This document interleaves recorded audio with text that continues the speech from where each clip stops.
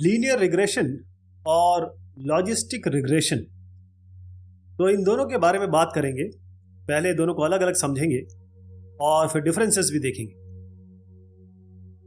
दोनों ही regression, linear regression और logistic regression, ये बहुत फेमस मशीन लर्निंग एल्गोरिथम है और ये सुपरवाइज्ड लर्निंग टेक्निक्स के अंडर में आते हैं, सुपरवाइज्ड। और क्योंकि दोनों ही एल्गोरिथम सुपरवाइज्ड हैं, इसीलिए यहां पर आप देखेंगे ये जो एल्गोरिथम है ये लेबल डेटा सेट का यूज करेंगे ताकि वो प्रेडिक्शन कर सके, डिसीजन ले सके। इसमें जो मेन डिफरेंस आता है किस तरीके से काम करते हैं, क्योंकि जो लीनियर रिग्रेशन है ये रिग्रेशन प्रॉब्लम्स को सॉल्व करने के काम में आता है, जबकि जो लॉजिस्टिक रिग्रेशन या लॉजिक रिग्रेशन है ये क्लासिफिकेशन प्रॉब्लम के लिए ज्यादा यूज होता है। लीनियर रिग्रेशन प्रॉब्लम के लिए, लॉजिस्टिक क्लासिफिकेशन प्रॉब्लम्स के लिए।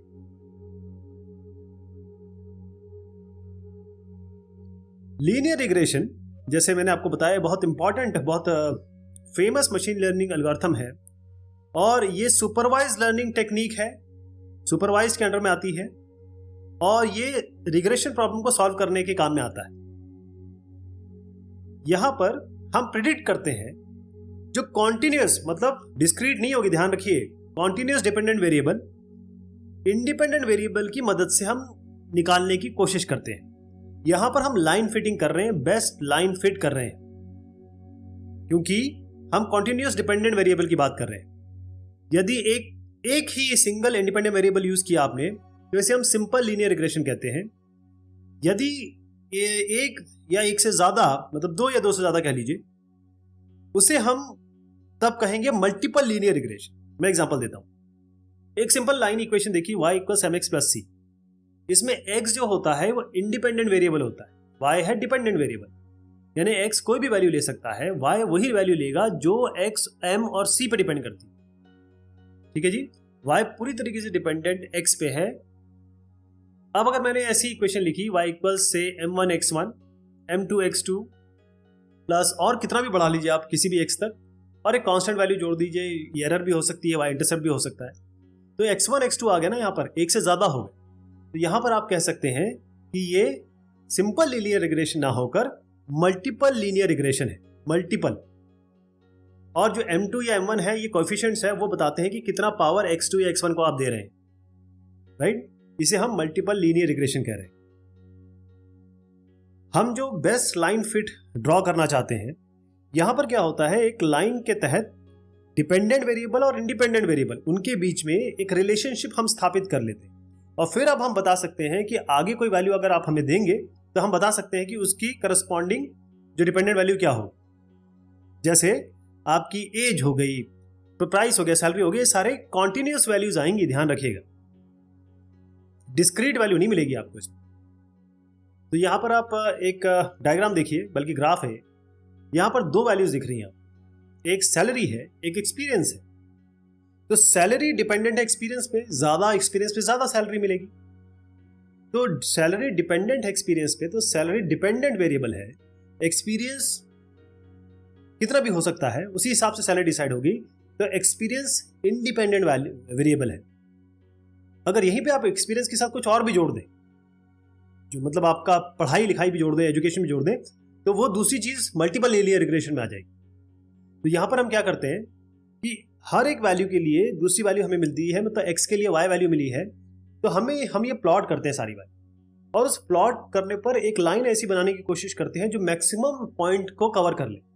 आपको जैसे डेटा अगर मिला तो एम्प्लॉय सैलरी का ऐसा x और y डेटा मिलेगा, और इस x y को आप प्लॉट करेंगे, और फाइनली जब सारा वैल्यू आ गई तो ऐसी लाइन को हम ड्रॉ करने की कोशिश करेंगे जो मैक्सिमम पॉइंट्स कवर करे या मैक्सिमम पॉइंट के करीब हो। तो अगर आपसे पूछा जाए, भाई ये बताइए 4 या 5.7 पे क्या एक्सपीरियंस में क्या सैलरी होनी चाहिए, आप बता सकते हैं। यहाँ पे यही काम होता है लीनियर रिग्रेशन का। जैसे मैंने कहा y = mx + c, थोड़ा और जनरलाइज कर देता हूं इसको, y = b0 + b1x + e। ठीक, तो इसमें आप b0 को, जैसे y = b0 + b1x + c, तो इसमें आप y = mx + c मैंने आपको बताया था, तो b1 को आप m मान लीजिए, यानी जो इस लाइन का एक्स एक्सिस से tan थीटा है, B0 को आप y इंटरसेप्ट मान लीजिए, ये लाइन जहाँ पर y पे इंटरसेक्ट करेगी। ई एक एरर हो सकता है, 0 भी हो सकता है, कोई वैल्यू भी आ सकती है, क्योंकि हमें कुछ वैल्यू चाहिए होगी ना आसपास इसको जोड़ने के लिए। तो ये कांस्टेंट वैल्यू है, लेकिन आपको ये सब अभी याद रखने की जरूरत नहीं है। आपके लिए ध्यान रखिए, एक स्ट्रेट लाइन की इक्वेशन है ये, जहाँ पर एक x आपका एक x वेरिएबल है और x पे y डिपेंडेंट वेरिएबल है। x से ज़्यादा वैल्यू हो गई, x1 x2 x3, तो वो मल्टीपल रिग्रेशन होगी। ठीक है, वहाँ पे मल्टीपल लाइंस मिल जाएंगी आपको, और फिर उसके बाद आप फिट कर सकते हैं उसको। तो y equals mx plus c, y equals b0 plus b1x plus e। अब देखिएगा y डिपेंडेंट है x पे, ये वाली जो लाइन है, इसी को सिग्मॉइड के साथ जोड़ दीजिए फंक्शन के साथ, वो लॉजिस्टिक रिग्रेशन बन जाएगा। तो लॉजिस्टिक रिग्रेशन क्या है? ये जैसे मैंने बताया कि ये भी बहुत पॉपुलर मशीन लर्निंग एल्गोरिथम में यूज होता है, सुपरवाइज लर्निंग टेक्निक है। यानी आपको इनपुट भी बताएंगे, आप मतलब लेबल्स बताएंगे कि भाई इस डेटा में ये है, आप निकालिए। तो यहाँ पर ये रिग्रेशन प्रॉब्लम के लिए यूज हो सकता है, लेकिन मेनली क्लासिफिकेशन के लिए यूज होता है, क्लासेस बना के देगा आपको। लॉजिस्टिक रिग्रेशन, यहाँ पर हम कैटेगोरिकल डिपेंडेंट वेरिएबल को प्रेडिक्ट करते हैं, कैटेगरी के हिसाब से, कैटेगोरिकली और साथ में डिपेंडेंट वेरिएबल। मैं एग्जांपल बताऊंगा आपको। अभी आप दिमाग में रखिए कैटेगोरिकल डिपेंडेंट वेरिएबल, क्योंकि इंडिपेंडेंट वेरिएबल्स है और कौन इस कैटेगरी पे कौन सा डिपेंडेंट है, किस कैटेगरी पे कौन सा डिपेंडेंट है। जो आउटपुट है वो हमेशा 0 से 1 के बीच में आएगा। वो इस कारण से है क्योंकि लीनियर रिग्रेशन या मल्टीपल रिग्रेशन को आप सिग्मॉइड के थ्रू पास कर रहे हैं। सिग्मॉइड फंक्शन हमेशा 0 से 1 वैल्यू देता है। तो लॉजिस्टिक रिग्रेशन हम वहां यूज करेंगे जहां पर प्रोबेबिलिटीज दो क्लासेस के बीच में is used where the probabilities between two classes is required. मतलब हमको दो क्लासेस के बीच में प्रोबेबिलिटी चाहिए कि इसकी आने की प्रोबेबिलिटी कितनी है, इस क्लास की, इसकी प्रोबेबिलिटी कितनी है। जैसे रेन होगी या नहीं होगी, बरसात होगी, बरसात नहीं होगी, थोड़ी बरसात होगी, ज्यादा बरसात होगी, ट्रू और फॉल्स सिचुएशन। तो यहां पर हम जी फाइनल जो काम कर रहे हैं वो प्रोबेबिलिटी को लेके कर रहे हैं। क्लासेस हम यहां बना रहे हैं, लेकिन वो कैटेगोरिकल डिपेंडेंट वेरिएबल बनेगी और हर एक क्लास की एक प्रोबेबिलिटी वैल्यू मिलके आएगी। क्योंकि ये डिपेंडेंट किस पे है, देखिए ये बेस्ड है मैक्सिमम लाइक्लीहुड एस्टिमेशन पे, कि जिसमें सबसे ज्यादा लाइक्लीहुड होगी वहां पर वो आपका कहें डेटा चला जाएगा और क्लास बनाएगा। तो यहीं पर जहां पर सबसे ज्यादा प्रोबेबिलिटी होगी उसी को क्लास मान लिया जाएगा। ठीक है जी। और 0 to 1 के बीच में होगी, जैसे मैंने आपको कहा कि हम यहाँ पर वेटेड सम डालते हैं इनपुट में और वो पास करते हैं आपके सिग्मॉइड फंक्शन। इसीलिए सिग्मॉइड फंक्शन जो होता है वो हमेशा 0 से लेकर 1 तक वैल्यू देता है, वो फंक्शन ही ऐसा है।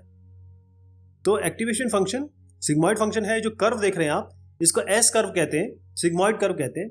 ये फंक्शन है आपका सिग्मॉइड का 1/1 + e⁻⁻x। तो जो x वैल्यू है, जो डेटा वैल्यू है, वो आप यहां पास करेंगे x में। बेसिकली वो वैल्यू नहीं होती, वो बाकायदा आपका एक लीनियर रिग्रेशन वैल्यू होगी जो इसके अंदर पास करते हैं। तो यहाँ पर आप देखिए 0 से 1 के बीच में वैल्यू मिल रही है, y चाहे 0.3 हो 0.8 हो, तो वो ऊपर की तरफ हो जाएगा अगर 0.8 है, 0.3 अगर नीचे की तरफ हो जाएगा।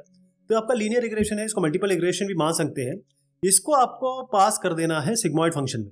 ध्यान रखिए फंक्शन को बिल्कुल भूल जाइए, सिग्मॉइड फंक्शन को बस ध्यान रखिए। सिग्मॉइड फंक्शन में आप लाख करोड़ माइनस इन्फिनिटी कुछ भी वैल्यू देंगे, ये हमेशा आपको 0 से 1 के बीच में ही एक वैल्यू दे देगा, और वही हम प्रोबेबिलिटी में चाहते हैं। और क्योंकि लॉजिस्टिक रिग्रेशन प्रोबेबिलिस्टिक स्ट्रक्चर है, तो लॉजिस्टिक रिग्रेशन का मतलब ये है लीनियर रिग्रेशन को आप जोड़ दीजिए सिग्मॉइड फंक्शन के साथ और वो आपको लॉजिस्टिक रिग्रेशन दे देगा, यानी कि प्रोबेबिलिटी वैल्यू दे देगा।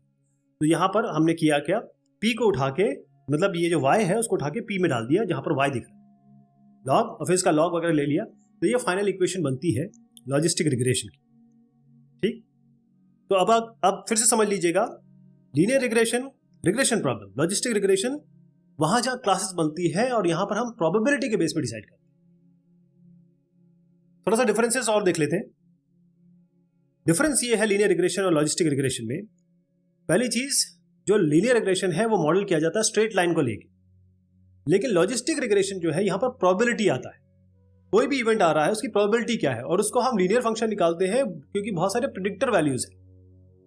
जो x1 x2 x3 जो आप वैल्यू ले रहे हैं वो सारी आती हैं, और उसके बाद हम हर एक जो वैल्यू आ रही है x1 x2 के हिसाब से y में वो पास कर देते हैं सिग्मॉइड में, उसको 0 से 1 के बीच में ले लेते हैं।